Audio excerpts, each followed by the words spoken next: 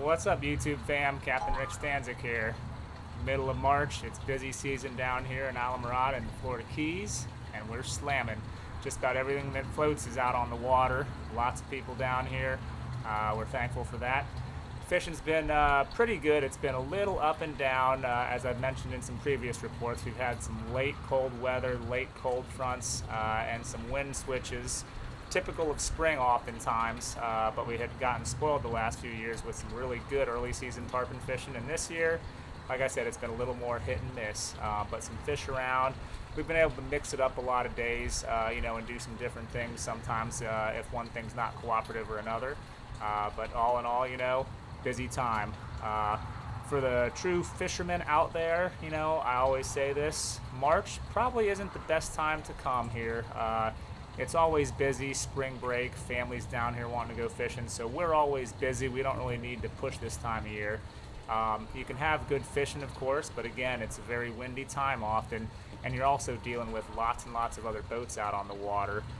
So, when you got to slice that pie so many more different ways, everybody just doesn't get as big of a piece often. So, that's what I tell fishermen, if you have the opportunity to come at a different time of year, it might be a better choice. But let's get into what happened this week, and we'll go from there. All right, so I had a couple of my good high school friends that I grew up with come down for a short, quick surprise trip over Friday and Saturday, which I normally take off, so it worked out well. Bobby and Scotty, and we had a good time. We went out late Friday night after dinner. Bobby really wanted to try to catch tarpon. We ended up hooking this big monster sawfish out there in the middle of the night. Crazy fight. This thing came up swinging its bill. I could actually see him on the sonar while we were fighting him, and I knew right what it was. They couldn't believe it when they saw it. Look at this little clip here. You can see how big this monster was. It was kind of creepy out there, all in the dark, seeing this thing come up like that in the light. Pretty cool stuff. We ended up going to the bridges later, and we caught Bobby a tarpon too, and came in after that. Boy, was I tired, and getting into the time change here, it's been a hard adjustment, but pretty good stuff. I took him out again the next day, and we caught another tarpon for Scotty. He got in around the pilings around us, after we got the leader, so we couldn't get him up for pictures. We had a few other bites too that we missed, and lots of big jacks too, so good action. But boy, it's busy out there around the bridges fishing, especially on the weekends, and so many people fishing from the bridges. Sometimes it's hard to even get a fish because you got to go through all these people fishing and through lines hanging there. Kind of a dangerous thing. I always prefer fishing in the backcountry when I can, but right now there's just some really good tarpon fishing at the bridges, so especially if you're on a half day or something like that, it might be your only choice. All right, so Sunday I had Cliff and his sons Harrelson and Victor. They were kind of after whatever I thought might be best. They had some fly rods with them that they brought along, and we're hoping to catch some fish on the fly rods. I don't do a lot of fly fishing, I don't push it, but I always let people bring them along if they like. We stumbled a little bit. It was hard to find bait. The bait guys didn't catch any bait in the morning. I had called them, and I like to get out there early, so we ran out, spent about 30-40 minutes looking in the bay for mullet. Didn't really see much at all, so we just blasted back there with the shrimp we had. Catch some things on our light rods that we could use for bait for bigger stuff. Found some trout and ladyfish. We had to look around a little bit, but we caught plenty. Put about a dozen ladyfish in the box and went and tried to catch some bigger stuff. Saw some tarpon, but just didn't get a whole lot of activity out of them. We did catch a few nice sharks though, at least. Bent the rod, and with the time we had left, we wanted to bend the rod a little bit more and pull the fly rods out, so we did that. A bunch more trout and more ladyfish, so action for the boys, but we didn't get tarpon or anything like that we really wanted, which sometimes you just got to work with the hand that you're dealt, but fun day nonetheless. We went out there, caught some fish, had a good time. All right, so the next day I had a good regular customer of mine, Irv, and his buddy Billy. Irv's been fishing here for a long time. He used to fish with Ken Cohen a lot, guy that fished out here for a long time. He passed away tragically in an accident some years ago. But Irv's been fishing with me since then, and a few other guys around here as well. We always have a good time. He had his buddy Billy with him, who also fished with me a few years ago. They wanted to catch some big boys, tarpon. I had gone out the night before. I was able to sneak out and looked hard, and we did find some of those mullet and loaded up. So we were stocked on bait. Went out and went in the backcountry and found some of the tarpon, where we had seen them the day before. This time, though, they were cooperative for us. They didn't bite in the first place we went, and we hit them pretty good, caught a few sharks. We went to spot number 2, and didn't see a ton of them, but you could see them here and there, really spread out. They've not been really congregated like they were in previous years. Might be something to do with all the mud and water, I'm not really sure. But we had to jump around a lot, but we did manage to get, I think, 4 bites out of them and caught 2 nice fish. Billy caught a monster. Look at this fish, put on a great show for us. Lots of nice jumping. I got some good slow-mo clips. And check out this picture of this fish. He looks really good in this picture. It was a really nice one. Glad we got it for Billy. It was his birthday, so great time out there with a great customer. So after that, I had Chuck and his son Connor, and Connor was after tarpon, and they were down here from Tampa. They do a lot of fishing up there. Hadn't really done a whole lot down here before, though. They had fished the day before with Captain Mike Bassett. Had a good day. They had caught a 200-pound tarpon that got attacked by a big monster bull shark. Survived, but he got his tail nipped up pretty good. And they had also caught some snook. I was hoping to have as good of a day, When you got customers that fish with other guides here, it always puts you under pressure when they have a really good day the day before, makes you sweat a little bit.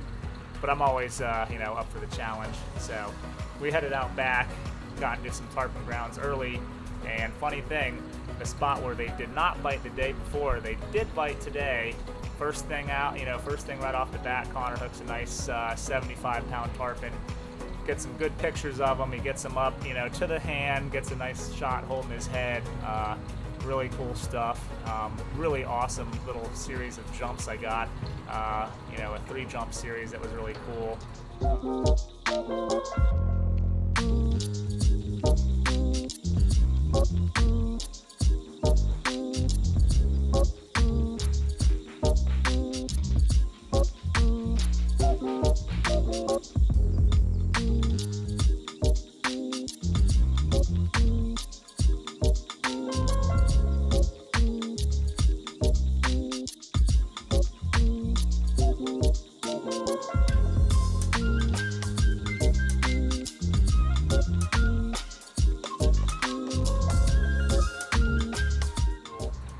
We missed one other fish.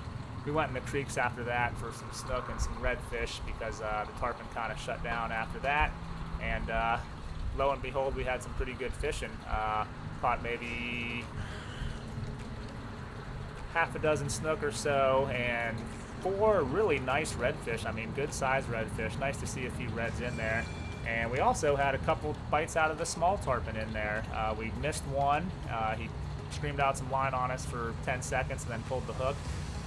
And then we caught one. Chuck, the father, caught it. Nice 10, 15-pound fish on light tackle. You can't beat that. So, awesome day. The boys both got backcountry slams, redfish, snook, and tarpon. So, really cool stuff. Awesome time, and it was great that all those fish bit and we had such good fishing. Especially because all we had for bait for the snook and stuff was tiny little shrimp. The shrimp are getting really small this time of year a lot of times. You almost don't even think they're worth anything. But when you put them on the hook and put them out there, you never know what's going to bite them. So it was good to see. I will say, though, you had to be really on with your casting and get it, about this far from the little stick or whatever that those fish were sitting on. If you didn't get it in front of them, they weren't going to bite. But luckily, these guys can cast, and they made the most of their opportunities. So it was really a good time. Really good fishing. I love seeing that. All right, so then I had Tate, Ty, and Sydney visiting from Texas over for some fishing. They did a lot of fishing back home there and wanted to come down here, try their hand at some tarpon. We did kind of a mixed bag thing again. We went out in the backcountry early. Tarpon did not bite again out there early, but we did have some good action with some sharks. Got a big bull shark. 20 feet. Leader. Bite leader there, yeah.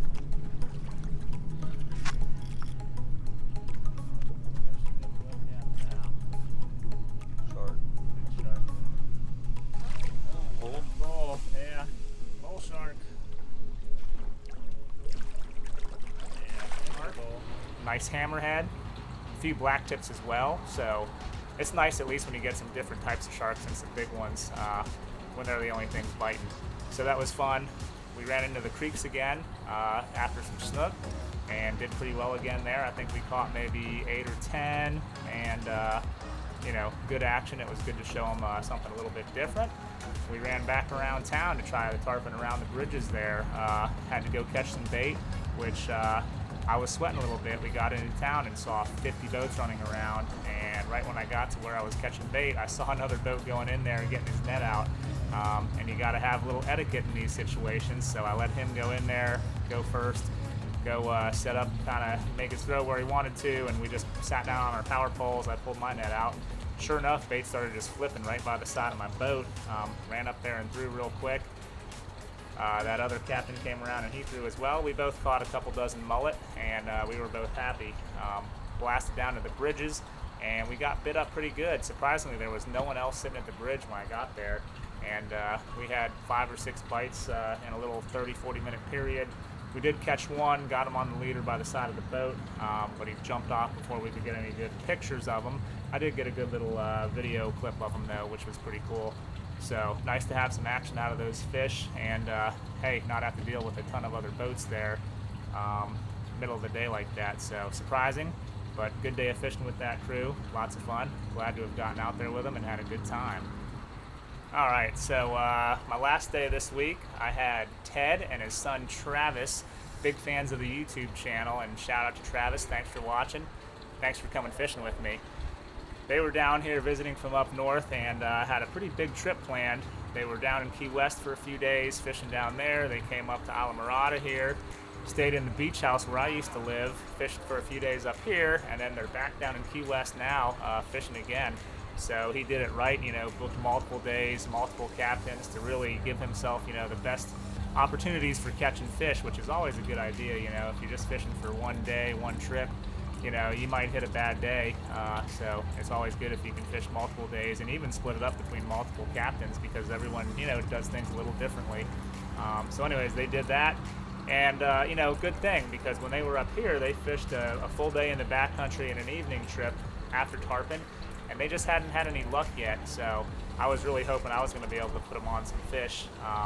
I saw the guys, you know, the afternoon before. They came up and said hi, and luckily enough, I ended up seeing some bait in the marina I was able to catch, and I told the guys, hey, we can have some bait, you know, ready to go. Let's try to get out there early. So we left early, ran deep in the backcountry, you know, kind of rolled the dice a little bit that there would be some fish back there, because we had a south wind, and we got up there in an area where it's protected on that south wind and not too muddy, not too crazy with the conditions.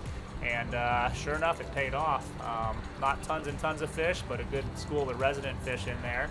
And we caught a couple. Travis, you know, was first one to get one. He got a nice 90-pound tarpon. Well, that's good. Yeah. I'll give you a hard time like that. Oh yeah.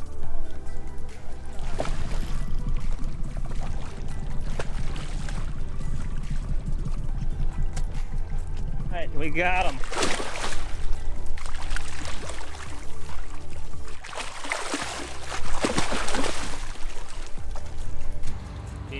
He was a battler, you know, just didn't want to give up. We got him up for pictures though, got a really nice shot of him, check this out, and also some good slow-mo action. This fish put on a good show a few times, and then he was just down and dirty the whole time.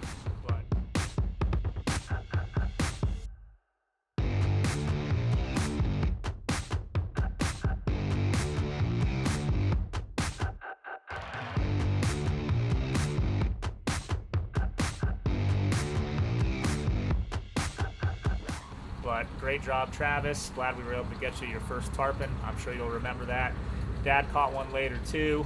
This fish fought kind of the same way. He was battling and just pulling hard, and you know, had to put max drag on him, just pulling. And you know what? We got him to the boat. I got the leader, you know, on my hands a few times, and it just didn't want to give up. He took off one more time, and you know, Ted just had that drag locked up, and he popped off. But no big deal. Caught fish for sure, technically. We also jumped off another fish, just came off after the first few seconds. We caught, you know, plenty of sharks too, some black tips, so good action up there. So great tarpon fishing with those boys. we had some time left too, so we went and tried snook as well because Travis really wanted to catch a snook. He hadn't caught one of those either. So we had a bit of time left and had some shrimp, some decent shrimp. So we jumped into the creeks on the way home with about an hour to kill. First area, there wasn't nothing going on. We fished a couple spots in there with, we did catch one little redfish. Then we jumped to another area, and not much in the beginning, but after 10-15 minutes, the tide really started coming in, and then it was like boom, boom, boom, boom. We caught probably a dozen or so snook. You know, Dad, Ted got a pretty nice one, and then the rest were small, but it was good action. Travis got to catch his first snook, and we got to pull the nice one out of there too. So it was a great day for those boys. Really glad to have that, especially since they said they had, you know, been fishing a few times and hadn't got that tarpon yet. So again, they're back in Key West. I wish them luck down there, and hope to see them again. So that's it, guys. All right, so thanks for watching. That's the report for this week. Like I said, fishing's been decent, but it's really busy down here. I think we got another late cold front coming this weekend. Doesn't look like it's going to be too terrible, though. The winds aren't picking up too much, and it's not going to get real cold, just, you know, maybe in the mid-60s. But it might hamper that backcountry tarpon fishing a little bit, so I might be sticking around the bridges for a little bit next week if people just want tarpon. The rest of the backcountry fishing, though, might be pretty good. You know, those fish definitely don't mind to cool off, especially those snook, the redfish, the trout, things like that. So we'll see what happens. Thanks for watching, guys. Make sure you like the video and smash that subscribe button. If you want to buy a Bud & Mary's or a Stan's hat, shirt, whatever, check out the link below, and I'll catch you guys next time.